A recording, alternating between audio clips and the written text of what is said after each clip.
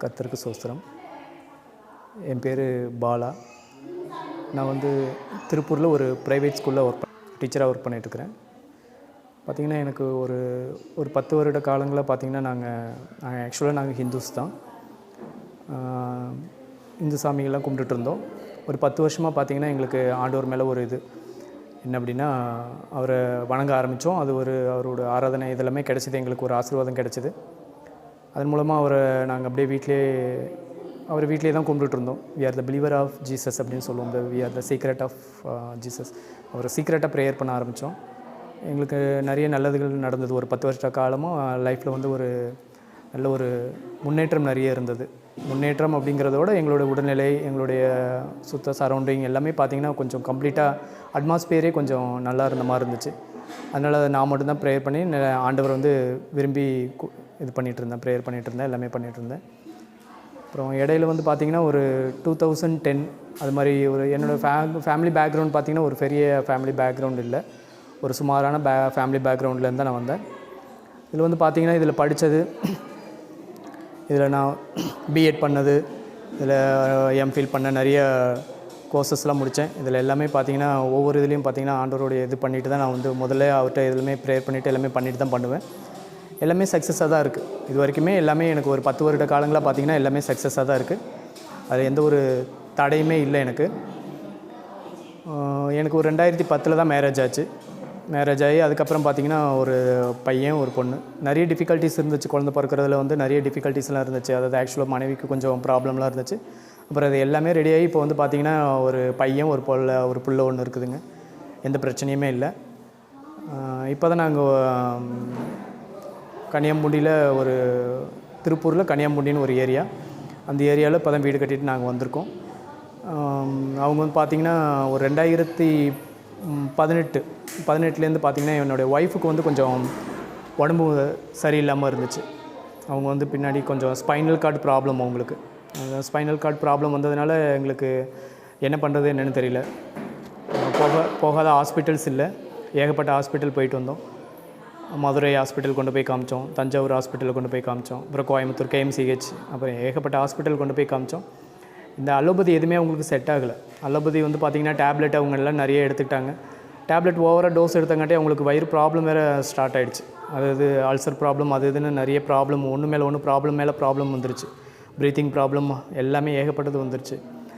சரி, இப்போ allopathy set ஆகாது. நிறைய ஆர்த்தோ டாக்டர்கிட்ட கேட்டோம். KMCHயில் கேட்டதுக்கு அவங்க என்ன சொன்னாங்க அப்படின்னா, நீங்கள் ஸ்பைனல் கார்டில் ஒரு ஆப்ரேஷன் பண்ணிங்கன்னா கொஞ்சம் நல்லாயிருக்கும் அப்படின்னாங்க. சரி, அது பண்ணலாம் அப்படின்னு சொல்லிட்டு நிறைய நாங்கள் ஆர்த்தோ டாக்டர் நிறைய பேர்ட்டு நாங்கள் அதை கேட்டோம், சஜஷன் கேட்டோம். ஸ்பைனல் கார்டு ப்ராப்ளமாக இருக்குது, ஆப்ரேஷன் பண்ணலாமா அப்படிங்கிற மாதிரி ஒரு கொஸ்டின்ஸ் நிறைய ரைஸ் பண்ணோம். இப்போ டாக்டர்ஸ் என்ன சொன்னாங்க, அவங்களுடைய சஜஷன்ஸ் வந்து ஸ்பைனல் கார்டாக இருக்கிறதுனால கொஞ்சம் ப்ராப்ளமாக இருக்குது. அதனால் அது ஆப்ரேஷன் பண்ணால் பாசிட்டிவாகவும் இருக்கும், நெகட்டிவாகவும் இருக்கும். மேபி நீங்கள் வந்து ஆப்ரேஷன் இல்லாமல் வந்து நீங்கள் என்ன பண்ணுங்கள், கொஞ்சம் அவங்களுக்கு வேறு ஏதாவது ஒரு சொல்யூஷன் பாருங்கள் அப்படின்னாங்க. நாங்கள் பார்த்திங்கன்னா இந்த ஃபிசியோதெரப்பி அதெல்லாம் நிறைய ட்ரை பண்ணோம். ஃபிசியோதெரப்பிலாம் ட்ரை பண்ணிங்கன்னா உங்களுக்கு வந்து பார்த்திங்கன்னா ரொம்ப செட் ஆகலை. எதுவுமே ஃபிசியோதெரப்பி செட் ஆகலை அவங்களுக்கு. அந்த வெயிட் போடுறது, வெயிட் ரொம்ப இழுக்கிறது, ஆக்சுவலாக அந்த ஃபிசியோதெரப்பியும் அவங்களுக்கு செட் ஆகலை. அலோபதியும் அவங்களுக்கு செட் ஆகலை, ஃபிசியோதெரப்பியும் செட் ஆகலை. சரி, என்ன பண்ணலாம் அப்படின்ட்டு நாங்கள் ப்ரேயர் பண்ணிவிட்டோம். எங்களுக்கு வந்து ஒரு நல்ல ஹாஸ்பிட்டல் ஃபஸ்ட்டு கடவுள் காட்டணும், ஆண்டவர் காட்டணும் அப்படிங்கிறதுனால நாங்கள் ஃபஸ்ட்டு ஒரு நல்ல ஹாஸ்பிட்டல் காட்டணும் அப்படின்னு வேண்டிட்டோம். அப்புறம் நல்ல ஹாஸ்பிட்டல் வேணும்னு கோயம்புத்தூரில் பார்த்திங்கன்னா அந்த ஆரிய சிக்கின் வைத்தியசாலை அப்படின்னு சொல்லி ஒரு ஹாஸ்பிட்டல் இருக்குது.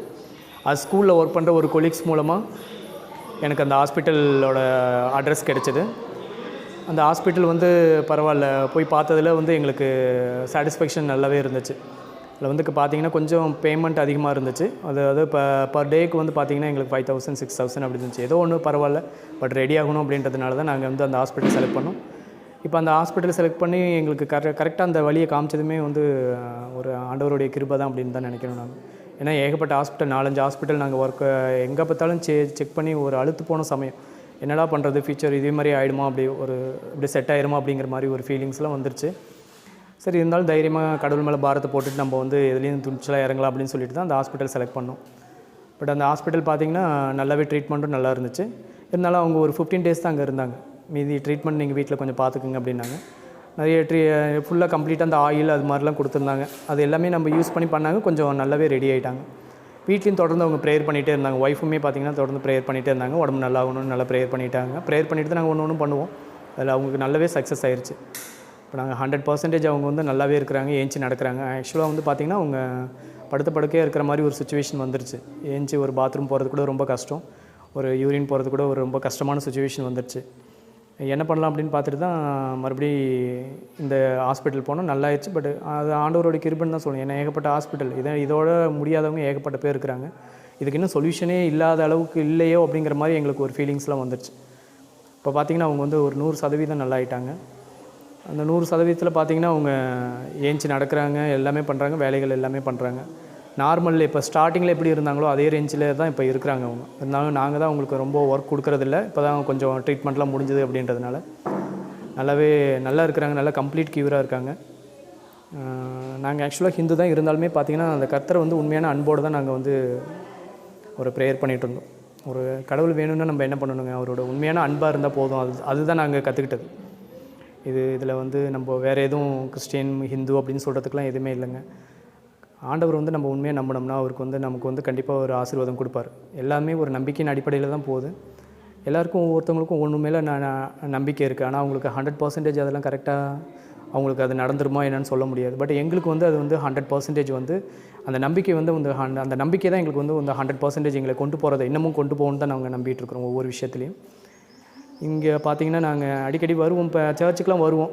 எங்களுக்கு வரத்துக்கு வந்து பார்த்திங்கன்னா யாரும் இல்லாத நேரத்தில் தான் வருவோம். ஏன்னா ஆக்சுவலாக கிறிஸ்டின் ப்ரேயர் பண்ணுற மாதிரி எங்களுக்கு அந்த ப்ரேயர் தெரியாது. எப்படி பண்ணுறாங்க, என்ன ப்ரொசீஜர், அதெல்லாம் எங்களுக்கு ஃபாலோ பண்ண தெரியாது. சும்மா ஒரு 10 மினிட்ஸ் வருவோம், ப்ரேயர் பண்ணுவோம். இன்றைக்கி ஆக்சுவலாக பார்த்திங்கன்னா இன்றைக்கி டேட் வந்து ஆக்சுவலாக 27 நினைக்கிறேன். இன்றைக்கி சண்டே ப்ரேயர். கன்னியாகுமரியில் உள்ள ஒரு இமானுவேல் CSI சர்ச்சில் தான் வந்து நாங்கள் இது மாதிரி ஒய்ஃபுக்கு வந்து உடம்பு நல்லா போனால் நாங்கள் வந்து இது மாதிரி ஒரு பொருத்தனை பண்ணுறோம், லஞ்ச் கொடுக்குறோம் எல்லாருக்குமே அப்படின்னு சொல்லி, அதாவது ப்ரேயர் பண்ணுறவங்களுக்கு எல்லாருமே ஒரு லஞ்ச் பண்ணுறோம் அப்படிங்கிற மாதிரி ஒரு பொருத்தனை பண்ணியிருந்தோம். அது கடவுளோட கிருபையால் அது வந்து அவங்களுக்கு 100% நல்லானங்காட்டி எங்களுக்கு அது ஒரு இந்த கொரோனா டைம்லேயும் பார்த்திங்கன்னா எங்களுக்கு ரொம்ப டைட் தான்.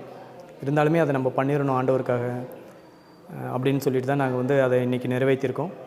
என்னோடய ஒய்ஃபு எல்லாருமே இருக்கிறாங்க, என்னோடய குழந்தைகள் இருக்கிறாங்க. இருந்தாலும் இதை வந்து ஒரு தைரியமாக நான் அதை அனுபவிச்சிருக்கிறேன். ஒரு ஆஸ் எ டீச்சராக இருந்தாலுமே பார்த்திங்கன்னா நிறைய ட்ராபேக் இருந்தாலுமே அதை வந்து நான் இதை உங்கள் முன்னாடி ஓப்பனாக சொல்கிறதுல எனக்கு ஒன்று வந்து பார்த்திங்கன்னா 100% செஞ்சுருக்கிறாரு. நீங்கள் நம்பிக்கையோடு இருந்தீங்கன்னா உங்களுக்கும் 100%க்கு 200% பண்ணுவார்.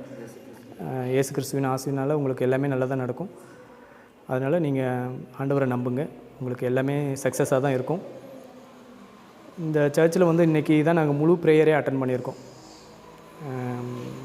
அந்த ப்ரேயர் வந்து எங்களுக்கு ரொம்ப இதாக இருந்துச்சு. எப்படி சொல்கிறது, அந்த ப்ரேயர் வந்து மனசுக்கு ஒரு ரொம்ப ஆறுதலாக இருந்துச்சுன்னு சொல்லுங்கள். மனசில் எவ்வளவு கஷ்டங்கள் இருந்தாலும் அந்த கஷ்டங்கள்லாம் தெரியாத அளவுக்கு ஃப்ரீயாக போகிறோம். கம்ப்ளீட் ஃப்ரீயாக இந்த சர்ச்சை விட்டு வெளில போகும்போது கம்ப்ளீட் ஃப்ரீயாக போகிறோம். அவங்க சொல்கிற வசனங்கள், அவங்க சொல்கிற ஒவ்வொரு கதைகளும், அவங்கள ஆண்டவரை பற்றின கதைகளும், அவங்களுக்கு சொல்கிற ஒவ்வொரு வசனங்களும், நமக்காக அவங்க பண்ணுற ப்ரேயரும் வந்து பார்த்திங்கன்னா அவ்வளோ ஒரு பீஸ்ஃபுல்லாகவும் ஒரு சந்தோஷமாகவும் மனசுக்கு ஒரு ஆறுதலாகவும் இருக்குது. உண்மையிலே நம்புங்க ஆண்டவரை, உங்களுக்கு நல்லது நடக்கும்.